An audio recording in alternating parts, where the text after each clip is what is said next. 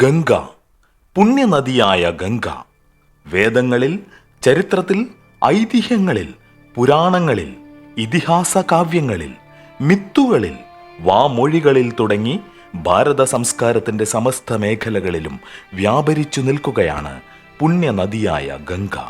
ഗംഗ ചിലപ്പോൾ മാതാവായി, മറ്റു ചിലപ്പോൾ സൗമ്യരൂപിണിയായ കുമാരിയായി, ചിലപ്പോൾ മഹാരൗദ്രഭാവത്തിൽ, ചിലപ്പോൾ ശാന്തസ്വരൂപിണിയായി, അങ്ങനെ അനേകായിരം വർഷങ്ങളായി ഭാരത സംസ്കാരവും ചരിത്രവും പേറിക്കൊണ്ട് ഒഴുകുകയാണ് പുണ്യനദിയായ ഗംഗ. ഗംഗയെക്കുറിച്ചാണ് ഇന്ന് പറയുന്നത്. ഗംഗയുടെ ഉത്ഭവവും സാമാന്യ വിവരങ്ങളും. മഹാവിഷ്ണുവിന്റെ വാമനാവതാരത്തിലാണ് ഗംഗാനദിയുടെ ഉത്ഭവമെന്ന് ഭാഗവതത്തിൽ പരാമർശിക്കുന്നു. വാമനൻ 3 ലോകങ്ങളും 3 അടിയാക്കി അളന്ന ഘട്ടത്തിൽ മേൽപോട്ടുയർത്തിയ ഇടതുകാലിന്റെ നഖം കൊണ്ട് ബ്രഹ്മാണ്ഡ കടാഹത്തിന്റെ ഊർധ്വഭാഗത്ത് ഒരു രന്ധ്രം ഉണ്ടാകുവാനിടയായി. രന്ധ്രത്തിന്റെ നടുവിൽ കൂടി ഗംഗാനദി വിഷ്ണുവിന്റെ കാൽ വിരലിൽ നിന്നും പുറത്തിറങ്ങി സ്വർഗത്തിന്റെ മൂർധാവിൽ പതിച്ചു. സർവലോകങ്ങളുടെയും പാപത്തെ ഹരിക്കുന്ന പാവന തീർത്ഥത്തെ വഹിച്ചു പ്രവഹിക്കുന്ന സുപ്രസിദ്ധമായ വിഷ്ണുപതിയും ഈ ഗംഗ തന്നെയാണ്. വിഷ്ണുപദത്തിൽ നിന്നുണ്ടായതിനാൽ ഗംഗയ്ക്ക് വിഷ്ണുപതി എന്ന പേര് വന്നു. അനേക യുഗങ്ങൾ ഈ ഗംഗാദേവി ആകാശത്തിന്റെ അഗ്രസ്ഥാനത്തു തന്നെ നിലകൊണ്ടു. ആ ഭാഗത്ത് വിഷ്ണുപദം എന്ന് പറയുന്നു. ഉത്താനപാദന്റെ പുത്രനായ ധ്രുവൻ ഭഗവാനെ തപസ്സു ചെയ്യുന്നത് ഇവിടെയിരുന്നാണ്. ഈ പ്രദേശത്തിന് ധ്രുവമണ്ഡലം എന്നുകൂടി പേരുണ്ട്. ധ്രുവമണ്ഡലത്തെ സദാ പ്രദക്ഷിണം ചെയ്തുകൊണ്ടിരിക്കുന്ന സപ്തർഷികൾ ഈ നദിയിൽ സ്നാനം ചെയ്യുന്നു. ഈ ഗംഗാനദി വിഷ്ണുപദത്തിൽ നിന്ന് പുറപ്പെട്ട് അനേക കോടി വിമാനങ്ങളാൽ വിലസിതമായ ദേവയാനത്തിൽ പതിച്ച് അവിടെ നിന്നും ചന്ദ്രമണ്ഡലത്തിൽ ഇറങ്ങി ആ മണ്ഡലത്തെ മുഴുവൻ മുക്കിയ ശേഷം അവിടെ നിന്നും പുറപ്പെട്ട് സീത, ചക്ഷുസ്, അളകനന്ദ, ഭദ്ര എന്നീ പേരുകളോടുകൂടി 4 കൈവഴികളായി പിരിഞ്ഞ് ബ്രഹ്മലോകത്തിൽ പതിച്ച് 4 ഭാഗങ്ങളിലേക്കും ഒഴുകുന്നു. ഇതിൽ സീതയെന്ന ഗംഗാനദി മഹാമേരുവിന്റെ ശിരസിൽ പതിച്ച് അവിടെ നിന്നും ഗന്ധമാദനത്തിൽ വീണ് ഭദ്രാശ്വവർഷത്തിൽ കൂടി ഒഴുകി കിഴക്കേ സമുദ്രത്തിലും, രണ്ടാമത്തെ ചക്ഷുസ് എന്ന നദി മാല്യവാൻ പർവ്വതത്തിന്റെ കൊടുമുടിയിൽ വീണ് അവിടെ നിന്നും കേതുമാലത്തിൽ കൂടി ഒഴുകി പടിഞ്ഞാറേ കടലിലും, മഹാപുണ്യവതിയായ 3ാമത്തെ അളകനന്ദ ഹേമകൂട പർവ്വതത്തിൽ പതിച്ച് അവിടെ നിന്നും ഒഴുകി ഭാരതവർഷത്തിലൂടെ തെക്കേ സമുദ്രത്തിലും, 4ാമത്തെ ശാഖയായ ഭദ്ര ശൃംഗവാൻ എന്ന പർവ്വതത്തിന്റെ മൂർധാവിൽ പതിച്ച് ഉത്തര കുരുവിൽ കൂടി ഒഴുകി വടക്കേ സമുദ്രത്തിലും വീഴുന്നു. ഈ നദികളിൽ ഏറ്റവും പുണ്യവതി ഭാരതത്തിൽ കൂടെ ഒഴുകുന്ന അളകനന്ദയാകുന്നു. ഇങ്ങനെ സ്വർഗത്തിൽ കൂടി ഒഴുകിയിരുന്ന ഗംഗ ഭൂമിയിൽ പതിച്ചത് അനേകായിരം വർഷങ്ങൾക്കു ശേഷമാണെന്ന് ഭാഗവതം 5ാം സ്കന്ധം 17ാം അധ്യായത്തിൽ പരാമർശിക്കുന്നു. ഗംഗ ശിവന്റെ ഭാര്യയാകാനുള്ള കാരണമെന്താണ്? ഒരിക്കൽ മഹാവിഷ്ണു വൈകുണ്ഠത്തിൽ വെച്ച് തന്റെ ഭാര്യയായ ലക്ഷ്മി, സരസ്വതി, ഗംഗ എന്നീ ദേവിമാരുമായി സ്വൈരസല്ലാപം ചെയ്തുകൊണ്ടിരുന്നു. അതിനിടയ്ക്ക് ഗംഗാദേവി കൂടുതൽ കാമാർത്ഥയായി വിഷ്ണുവിനെ ഒന്ന് നോക്കി. വിഷ്ണുവും ലക്ഷ്മിയെയും സരസ്വതിയെയും കബളിപ്പിച്ച് ചില പ്രത്യേക കടാക്ഷങ്ങൾ ഗംഗാദേവിയുടെ നേർക്ക് അയക്കാതിരുന്നില്ല. ഈ നടപടി അധിക സമയം സഹിച്ചിരിക്കുവാൻ സരസ്വതി ദേവിക്ക് കഴിഞ്ഞില്ല. അവൾ ചാടി എഴുന്നേറ്റ് ഗംഗയെ പ്രഹരിക്കുവാൻ ആരംഭിച്ചു. ശണ്ഠ വർദ്ധിക്കുമെന്ന് ഭയന്ന് ലക്ഷ്മീദേവി സരസ്വതിയെ കടന്നു പിടിച്ചു. കുപിതയായ സരസ്വതി ലക്ഷ്മി ഭൂമിയിൽ പോയി ജനിക്കട്ടെ എന്ന് ശപിച്ചു. നിരപരാധിയായ ലക്ഷ്മിക്ക് ശാപം കിട്ടിയതിൽ ഗംഗാദേവി കോപിക്കുകയും സരസ്വതിയെയും ശപിച്ച് ഭൂമിയിലെ ഒരു നദിയാക്കുകയും ചെയ്തു. സരസ്വതിയും വിട്ടില്ല. ഗംഗ ഭൂമിയിൽ കൂടി ഒഴുകി ജനങ്ങളുടെ പാപഭാരം വഹിക്കട്ടെ എന്ന് സരസ്വതിയും ശപിച്ചു. ഇങ്ങനെ 3 ദേവിമാരുടെയും കഥ പരുങ്ങലിലായപ്പോൾ മഹാവിഷ്ണു എഴുന്നേറ്റുനിന്ന് ഇങ്ങനെ പ്രസ്താവിച്ചു: അല്ലയോ ലക്ഷ്മി, കാലഗതിക്കനുസരണമായി ഇതെല്ലാം സംഭവിക്കേണ്ടതാണ്. നീ ഭൂമിയിൽ പോയി ധർമ്മധ്വജന്റെ ഗൃഹത്തിൽ അയോനിജയായി ജനിച്ച് അവന്റെ പുത്രിയായി വളർന്നുകൊള്ളുക. അവിടെ വെച്ച് നീ 3 ലോകങ്ങളെയും പരിശുദ്ധമാക്കും. അതിനുശേഷം നീ തുളസി എന്ന പേരോടുകൂടിയ ചെടിയായിത്തീരും.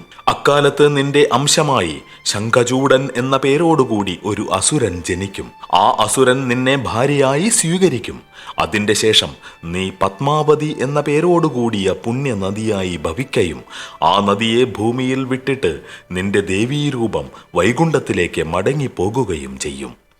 വിഷ്ണു ഭഗവാൻ ഗംഗയെ നോക്കി ഇങ്ങനെ പറഞ്ഞു: അല്ലയോ ഗംഗാദേവി, നീയും ഭൂമിയിലുള്ള പാപികളുടെ പാപങ്ങളെല്ലാം അപഹരിക്കുവാനായി അവിടെ ഒരു പുണ്യനദിയായി പരിണമിക്കും. ഭഗീരഥൻ എന്നൊരു രാജാവ് ആയിരിക്കും നിന്നെ ഭൂമിയിലേക്ക് കൂട്ടിക്കൊണ്ടുപോകുന്നത്. തന്മൂലം നിനക്ക് ഭൂമിയിൽ ഭാഗീരഥി എന്ന പേർ പ്രസിദ്ധമായി തീരും. നീ അവിടെ സമുദ്രത്തിന്റെയും ശന്തനു മഹാരാജാവിന്റെയും ഭാര്യയായിരുന്നു കൊള്ളുക. അതിന്റെ ശേഷം നിന്റെ ദേവീരൂപം കൈലാസത്തിലേക്ക് മടങ്ങിപ്പോരുകയും നീ അതിന്റെ ശേഷം ശിവന്റെ ഭാര്യയായി തീരുകയും ചെയ്യുന്നതാണ്. മഹാവിഷ്ണു സരസ്വതിയെ നോക്കി ഇപ്രകാരം പറഞ്ഞു: അല്ലയോ സരസ്വതി, ഗംഗയുടെ ശാപം അനുസരിച്ച് നീയും ഭാരത ഭൂമിയിൽ ചെന്ന് ഒരു നദിയായി ഒഴുകിക്കൊള്ളുക. അവസാനം നിന്റെ ദേവീരൂപം സത്യലോകത്ത് മടങ്ങി വരുന്നതും അതിനുശേഷം നീ ബ്രഹ്മാവിന്റെ ഭാര്യയായി ഇരിക്കുന്നതുമാണ്. ഇങ്ങനെയാണ് ലക്ഷ്മി മഹാവിഷ്ണുവിനും ഗംഗ ശിവനും സരസ്വതി ബ്രഹ്മാവിനും ഭാര്യയായി തീർന്നത് എന്ന് ദേവീ ഭാഗവതം നവമസ്കന്ധത്തിൽ പരാമർശിക്കുന്നു. ഗംഗ ബ്രഹ്മശാപം കൊണ്ട് ഭൂമിയിൽ ജനിക്കുന്നതായി ഒരു കഥയുണ്ട്. ഇക്ഷ്വാകു വംശത്തിൽ മഹാഭിക്ഷക് എന്ന ഒരു ചക്രവർത്തി ഉണ്ടായിരുന്നു. സ്വർഗപ്രാപ്തിക്കു ശേഷം ബ്രഹ്മാവിനെ ഉപാസിക്കുന്നതിനു വേണ്ടി അയാൾ സത്യലോകത്തിൽ ചെന്നു. മറ്റു ദേവന്മാരോടൊന്നിച്ച് ഗംഗാദേവിയും അവിടെ സന്നിഹിതയായിരുന്നു. ഭക്തിമയമായ അന്തരീക്ഷത്തിൽ യാദൃച്ഛികമായി ഒരു ഇളങ്കാറ്റ് വീശുകയും ഗംഗാദേവിയുടെ ഉടയാട അല്പം നീങ്ങിപ്പോകുകയും ചെയ്തു. ആ തക്കം നോക്കി മഹാഭിക്ഷക്ക് കാമവിവശനായി ഗംഗാദേവിയെ ഒന്ന് നോക്കി. ഗംഗാദേവിയും മഹാഭിക്ഷക്കിനെ ഒന്ന് കടാക്ഷിച്ചു. ഈ വിലാസങ്ങൾ ഗൂഢമായി നോക്കിക്കൊണ്ടിരുന്ന ബ്രഹ്മാവ് കുപിതനായി. മഹാഭിക്ഷക് ഒരു രാജാവായി ഭൂമിയിൽ അവതരിക്കട്ടെ എന്നും അതോടൊന്നിച്ച് ഗംഗാദേവിയും ഭൂമിയിൽ ജന്മമെടുത്ത് മഹാഭിക്ഷക്കിന്റെ ഭാര്യയായി കഴിഞ്ഞുകൂടട്ടെ എന്നും ബ്രഹ്മാവ് ശപിച്ചു. ഗംഗാദേവി ശാപമോക്ഷമിരന്നു. അഷ്ടവസുക്കളുടെ മാതാവായതിനു ശേഷം അവൾക്ക് പൂർവസ്ഥിതിയെ പ്രാപിക്കാമെന്ന് ബ്രഹ്മാവ് ശാപമോക്ഷം കൊടുത്തു. അതിന്റെ ശേഷം മഹാഭിക്ഷക് ശന്തനു എന്ന പേരോടുകൂടിയ ചന്ദ്രവംശ രാജാവായി ഭൂമിയിൽ ജനിക്കുകയും ഗംഗാദേവിയെ വിവാഹം കഴിക്കുകയും ചെയ്തതായി മഹാഭാരതം ആദിപർവം 96 മുതൽ 97 വരെ അധ്യായങ്ങളിൽ പരാമർശിക്കുന്നു.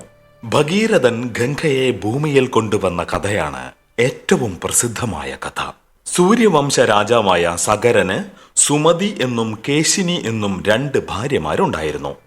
കേശിനിക്ക് അസ്മഞ്ജസ് എന്നൊരു പുത്രൻ ജനിച്ചു. സുമതി പ്രസവിച്ച ഒരു ചുരക്കായിൽ നിന്നും 60,000 രാജകുമാരന്മാരുണ്ടായി. ജനദ്രോഹിയായ അസ്മഞ്ജസിനെ അതിനുശേഷം സഗരൻ നാട്ടിൽ നിന്ന് ആട്ടിപ്പുറത്താക്കി. ദുഷ്ടന്മാരായ 60,000 സഗരപുത്രന്മാർ ലോകത്തിന് വലിയ നാശനഷ്ടങ്ങൾ വരുത്തി. ദുഃഖിതരായ ദേവന്മാർ ബ്രഹ്മാവിനെ ശരണം പ്രാപിക്കുകയും കപിലൻ എന്ന മഹർഷി സഗരപുത്രന്മാരെ നശിപ്പിക്കും എന്ന് ബ്രഹ്മാവ് അവരോട് വാഗ്ദാനം ചെയ്യുകയും ചെയ്തു. ആ ഇടയ്ക്ക് സഗരൻ ഒരു അശ്വമേധയാഗം നടത്തി. സഗരപുത്രന്മാർ അശ്വത്തെയും കൊണ്ട് ലോകം ചുറ്റി നടന്നു. അവർ സമുദ്രതീരത്തെത്തിയപ്പോൾ അശ്വം അപ്രത്യക്ഷമായി. സഗരപുത്രന്മാർ 60,000 പേരും കൂടി അച്ഛന്റെ അടുക്കൽ വന്ന് സങ്കടം പറഞ്ഞു. ലോകത്തിന്റെ നാനാഭാഗത്തും അന്വേഷിച്ച് അശ്വത്തെ തിരിച്ചു കൊണ്ടുവരണമെന്നുള്ള നിർദ്ദേശത്തോടുകൂടി സഗരൻ വീണ്ടും അവരെ അയച്ചു. അവർ അശ്വത്തെ അന്വേഷിച്ച് കാടും മേടും നഗരിയും ചുറ്റി നടന്നു. ഫലമുണ്ടായില്ല. ഒടുവിൽ ഒരു കുഴിയുണ്ടാക്കി. ആ കുഴിയിൽ കൂടി അവർ പാതാളത്തിൽ പ്രവേശിച്ചു. അവിടെ പ്രാണായാമ നിമഗ്നനായ കപില മഹർഷിയെയും അദ്ദേഹത്തിന്റെ അടുത്ത് ഒരു കുറ്റിയിൽ കെട്ടിയിരുന്ന അശ്വത്തെയും അവർ കണ്ടു. അശ്വത്തെ അപഹരിച്ചതും അവിടെ കൊണ്ടുചെന്ന് ബന്ധിച്ചതും വാസ്തവത്തിൽ ഇന്ദ്രനായിരുന്നു. കപിലനാണ് മോഷ്ടാവെന്ന് ധരിച്ച സഗരപുത്രന്മാർ കപിലനെ ആക്രമിക്കാൻ ഒരുമ്പെട്ടു. മഹർഷി കുപിതനായി കണ്ണു തുറക്കുകയും ആ നേത്രാഗ്നിയിൽ സഗരപുത്രന്മാർ ചാമ്പലായി പോകുകയും ചെയ്തു. വളരെ നാൾ കഴിഞ്ഞിട്ടും പുത്രന്മാരെ കാണാതിരുന്ന സഗരന് വളരെ കുണ്ഠിതമുണ്ടായി. പൗത്രനായ അംശുമാനെ അടുത്തു വിളിച്ച് പുത്രന്മാരെ അന്വേഷിക്കുന്നതിനായി നാനാദിക്കിലേക്കും അയച്ചു. പല നാടുകൾ ചുറ്റിത്തിരിഞ്ഞ് അംശുമാൻ പാതാളത്തിൽ ചെന്ന് കപില മഹർഷിയെ സന്ദർശിച്ചു. അദ്ദേഹം മഹർഷിയെ സ്തുതിച്ചു. മഹർഷി പ്രസന്നനായി അശ്വത്തെ തിരിച്ചു കൊടുത്തു. അംശുമാന്റെ പൗത്രൻ ഗംഗയെ സ്വർഗത്തിൽ നിന്ന് ഭൂമിയിൽ വീഴ്ത്തി സഗരപുത്രന്മാർക്ക് ഉദകക്രിയ ചെയ്യുമെന്ന് കപിലൻ അനുഗ്രഹിച്ചു. അംശുമാൻ അശ്വവുമായി കൊട്ടാരത്തിൽ തിരികെ ചെന്നു. മുടങ്ങിക്കിടന്ന അശ്വമേധം സഗരൻ പൂർത്തിയാക്കി. അംശുമാനിൽ നിന്നും ദിലീപനും ദിലീപനിൽ നിന്നും ഭഗീരഥനും ജനിച്ചു. ഭഗീരഥൻ രാജാവായ ശേഷം രാജ്യകാര്യങ്ങൾ മന്ത്രിമാരെ ഏൽപ്പിച്ചിട്ട് ഗംഗയെ അവതരിപ്പിക്കുന്നതിനു വേണ്ടി പരിശ്രമങ്ങൾ ആരംഭിച്ചു. ഭഗീരഥൻ ഹിമവാന്റെ ചെരിവിൽ നിന്ന് 1000 വർഷം തപസ്സു ചെയ്ത് ഗംഗയെ പ്രസാദിപ്പിച്ചു. ലോകത്തിലേക്ക് പതിക്കുന്ന തന്നെ താങ്ങാൻ ശിവനല്ലാതെ മറ്റാർക്കും ശക്തിയില്ലെന്നും അതിനാൽ ആദ്യം ശിവനെ തപസ്സു ചെയ്ത് പ്രസാദിപ്പിക്കണമെന്നും ഗംഗാദേവി പ്രസ്താവിച്ചു. അതനുസരിച്ച് ഭഗീരഥൻ ശിവനെ തപസ്സു ചെയ്ത് പ്രസാദിപ്പിച്ചു. ഭഗീരഥന്റെ അപേക്ഷയനുസരിച്ച് ഗംഗയെ വഹിക്കുന്നതിനു വേണ്ടി ശിവൻ ഭൂമിയിൽ നിന്നു. ഗംഗ മഹാശബ്ദത്തോടുകൂടി ശിവന്റെ തലയിൽ പതിച്ചു. അഹങ്കാരിയായ ഗംഗയ്ക്ക് ശിവനെ കൂടെ പാതാളത്തിലേക്ക് ഒഴുക്കണമെന്ന് ഒരു ദുർമോഹം തോന്നി. ഈ ആശയം ധരിച്ച ശിവൻ ഗംഗയുടെ മാർഗം സ്തംഭിപ്പിച്ചു. ഗംഗ വഴി കാണാതെ ശിവന്റെ ജടാപടലത്തിൽ കൂടി അനേക വർഷങ്ങൾ ചുറ്റിത്തിരിഞ്ഞു.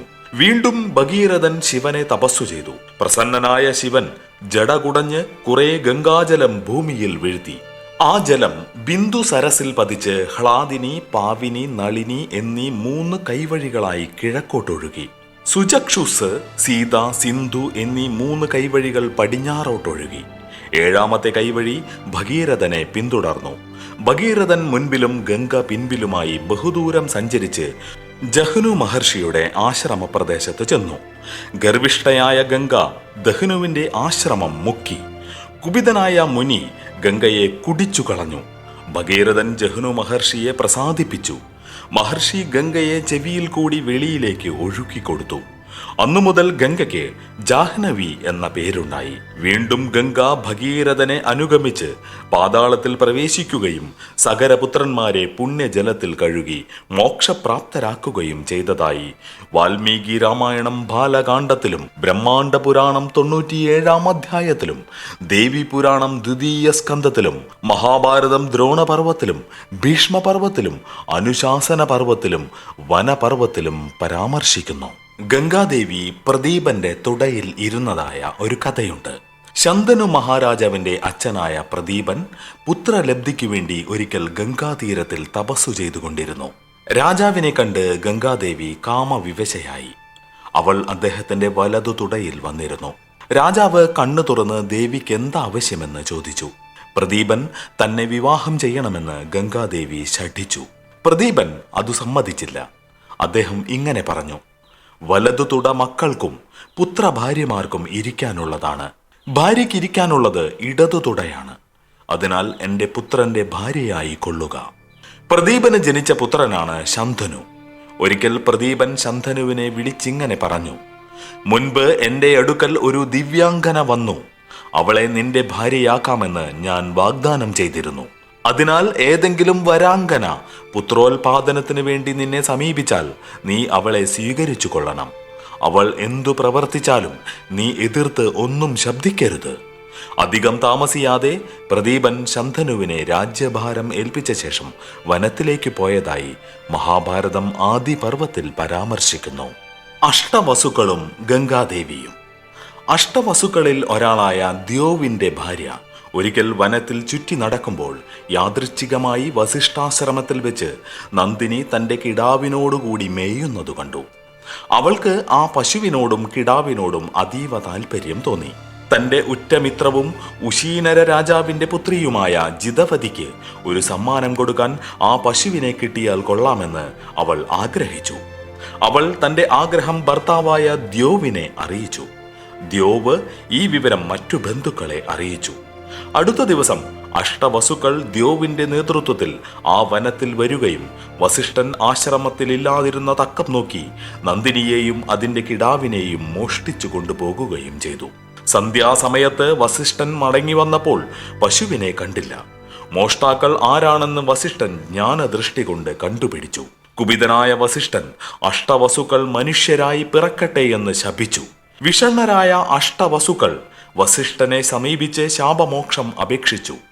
1 വർഷത്തിനു ശേഷം വസുക്കളെല്ലാവരും മനുഷ്യരായി ജനിക്കുകയും ഉടൻ തന്നെ മരിച്ച് അവർ സ്വർഗത്തിലേക്ക് പോവുകയും ചെയ്യുമെന്ന് വസിഷ്ഠൻ പ്രസ്താവിച്ചു. പക്ഷേ പശുവിനെ മോഷ്ടിക്കുവാൻ മുൻകൈയെടുത്ത ദ്യോവു മാത്രം വളരെ നാൾ ഭൂമിയിൽ ജീവിച്ച ശേഷമേ തിരിച്ചു പോവുകയുള്ളൂ എന്ന് വസിഷ്ഠൻ ഒരു പ്രത്യേക വ്യവസ്ഥയും ചെയ്തു. ഈ ദ്യോവാണ് സുപ്രസിദ്ധനായ ഭീഷ്മർ. ശാപമോക്ഷം വാങ്ങിയ അഷ്ടവസുക്കൾ മനുഷ്യരായി പിറക്കുന്നതിനു വേണ്ടി ഭൂമിയിലേക്ക് തിരിച്ചു. വഴിക്ക് വെച്ച് ഗംഗാദേവിയെ കണ്ടുമുട്ടി വിവരങ്ങളെല്ലാം പറഞ്ഞു. ഗംഗാദേവിയും സ്വന്തം ശാപവിവരം പറഞ്ഞു കേൾപ്പിച്ചു. അഷ്ടവസുക്കൾ തന്റെ ഉദരത്തിൽ ജനിച്ചുകൊള്ളാൻ ഗംഗാദേവി സമ്മതിച്ചു. ഗംഗാദേവി ശന്തനുവിന്റെ ഭാര്യയാകുന്നതും അഷ്ടവസുക്കൾ ജനിക്കുന്നതും ഇങ്ങനെയാണ്. ഒരിക്കൽ ശന്തനു മഹാരാജാവ് ഗംഗാതീരത്തുകൂടി വേട്ടയാടിക്കൊണ്ട് നടക്കുമ്പോൾ അതിസുന്ദരിയായ ഒരു സ്ത്രീയെ കണ്ടു. അവർ പരസ്പരം അനുരാഗബദ്ധരായി. സ്ത്രീ രാജാവിനോട് ഇങ്ങനെ പറഞ്ഞു: താങ്കളുടെ ഭാര്യയാകുന്നതിന് എനിക്ക് വിരോധമില്ല. പക്ഷേ ഒരു വ്യവസ്ഥ പാലിക്കണം. ഞാൻ എന്തു പറഞ്ഞാലും എതിർക്കരുത്. രാജാവ് വ്യവസ്ഥയനുസരിച്ചു. അവർ തമ്മിലുള്ള വിവാഹവും നടന്നു. അധികം താമസിയാതെ ഒരു കുട്ടി ജനിച്ചു. ഉടനെ ഗംഗാദേവി കുട്ടിയെ എടുത്ത് ശന്തനുവിന്റെ കൺമുൻപിൽ വെച്ചു തന്നെ ഗംഗാനദിയിലേക്ക് എറിഞ്ഞു. മുൻ വ്യവസ്ഥയനുസരിച്ച് രാജാവ് യാതൊരു എതിർവാക്കും ശബ്ദിച്ചില്ല. തുടർച്ചയായി ജനിച്ച അഷ്ടവസുക്കളിൽ 7 പേരെയും ജനന സമയത്തു തന്നെ ദേവി ഗംഗയിലെറിഞ്ഞു. അങ്ങനെ അഷ്ടവസുക്കളിൽ 7 പേരും വെള്ളത്തിലായി. 8ാമനായ ദ്യോവ് ജനിച്ചു. ആ ശിശുവിനെയും ഗംഗാദേവി ജലത്തിലേക്ക് എറിയാൻ തുടങ്ങിയപ്പോൾ അക്ഷമനായി തീർന്ന രാജാവ് അവളെ തടഞ്ഞു. അവൾ കുപിതയായി തന്റെ രഹസ്യം വെളിപ്പെടുത്താതെ കുട്ടിയെയും എടുത്തുകൊണ്ട് അവിടെ നിന്നും അപ്രത്യക്ഷയാകുകയും ചെയ്തതായി മഹാഭാരതം ആദിപർവത്തിൽ പരാമർശിക്കുന്നു. 32 വർഷത്തിനു ശേഷം ശന്തനു മഹാരാജാവ് വീണ്ടും ഒരിക്കൽ നായാട്ടിന് പോയി. ശരങ്ങൾ കൊണ്ട് ആരോ ഗംഗാനദി തടഞ്ഞു നിർത്തിയിരിക്കുന്നത് രാജാവ് കണ്ട് അങ്ങോട്ടടുത്തു ചെന്നു. സുന്ദരനായ ആ ബാലനെ കണ്ടിട്ട് രാജാവിന് തന്റെ പുത്രനാണെന്ന് മനസ്സിലാക്കാൻ കഴിഞ്ഞില്ല. ആ കുമാരന് ഗംഗാദേവി കൊടുത്ത പേര് ദേവവ്രതൻ എന്നായിരുന്നു.